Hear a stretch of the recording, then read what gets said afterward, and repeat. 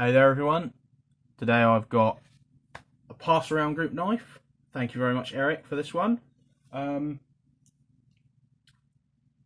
This one is the SOG or SOG Terminus.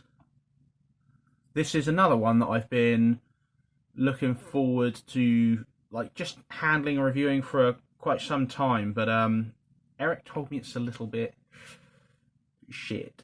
So I avoided purchasing it, but I was still interested in having a look, so he sent it along from his personal collection, and here we go. You can get it in this variation, or you can get it in, I think it's all blacked out for, I think it's another tenner. This one's £66 on Heine, and you get yourself a little nail nick there. Oh, that's a strong lock-up for a dual D10. Oh my goodness. This is by far and away the strongest dual D10 I've ever handled. Is it a dual? Yeah, it's a dual. I can see two arms in there. Oh, it's not a D10. Hey, that's clever. Right, okay, so give me a second. So, these two, what do they have in common? Well, they've got this little weird slip joint spring where the frame's the spring and you get a little bar that goes across, and you can see when you open it, pushes up that back spring, and then when you close it, and you can sort of push down on those and it stops the spring from coming up, which is, it's great. And you see, when it breaks it, it just pushes those liners up. Same deal here, except this isn't liners, this is the frame. But, so I'd say it's actually probably closer to that, but this is a better view. Basically, you've got this spring embedded in the liners, but it's got more liner above it, so you can't actually see the spring very well. I had assumed that this was, there you go, you can sort of see that there. I'd assumed that this was dual D10 because you couldn't see the back spring, but that is a much, much cooler design. So yeah, that results in a much stronger spring. It's CTS BD1, not BD1N, which is a bit of a shame. I've no experience with BD1, but I've heard it's not the best steel.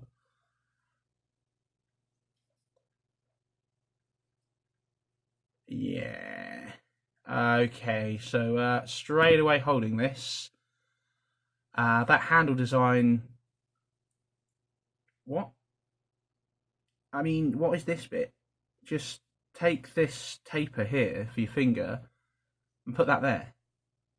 Because now my hand wants to hold it like that, leaving this wasted space of handle, and I can't, it's just going to go over my finger and catch me. Whereas if I could go there, I can do that, but that's woefully uncomfortable because that's just, it's too small for a finger really. It's, yeah, look at that. So you're meant to hold it like that. That's a bit weird. Yeah, like I said, if they'd have just moved that all the way down, that would have been a lot better, but for me anyway. But G10 backspacer, G10 handles. Doesn't want you to forget who made it. You will remember, and even when you put it away, it's going to remind passers-by that you have a SOG knife. So yeah, let's just, don't worry about that bit. You're just going to see that. Yeah, not a fan of that clip. It's deep carry, which is nice, and it's got a decent ramp up.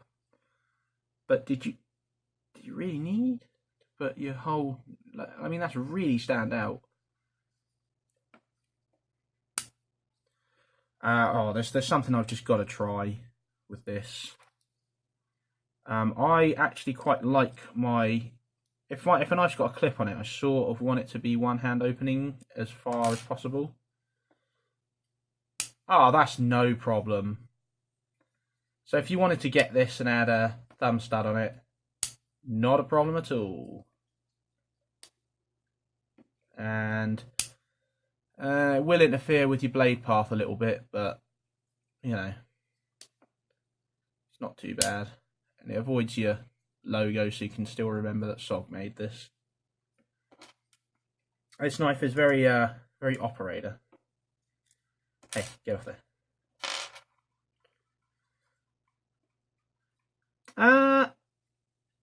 I like this knife, but for about £20, or maybe 30, or 40. You know, if this had a better steel on it, as is 35. I reckon let's meet in the middle at 35, and I'd be happy to buy one of these. £66. For £66, you can get M390. Basically, you can get yourself one of. You get yourself a little Foxy. You know, and that's far superior in like terms of build quality, materials, and construction. I mean, for another 15, another 20 quid on that, you can get yourself this, and this is phenomenal. It's N690 titanium. It's got a load of really decent features. I'd have this every day over the week over that SOG. However, I wouldn't say it's a bad knife, the Terminus. I'd just say it's overpriced for what it is. I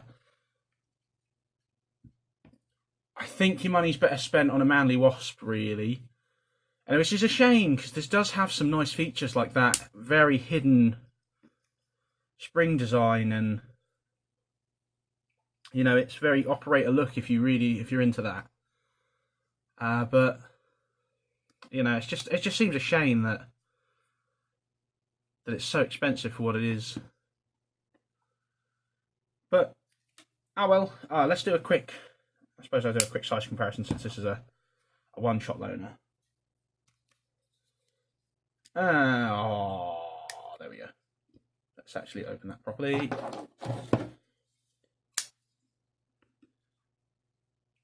There's those two bad boys. So you can see it's not a teeny tiny knife. You know, it's actually bigger than the mini grip.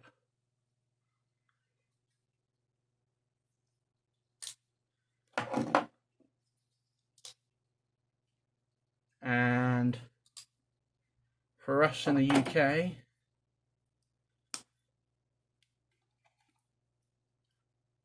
what you're legally allowed to carry,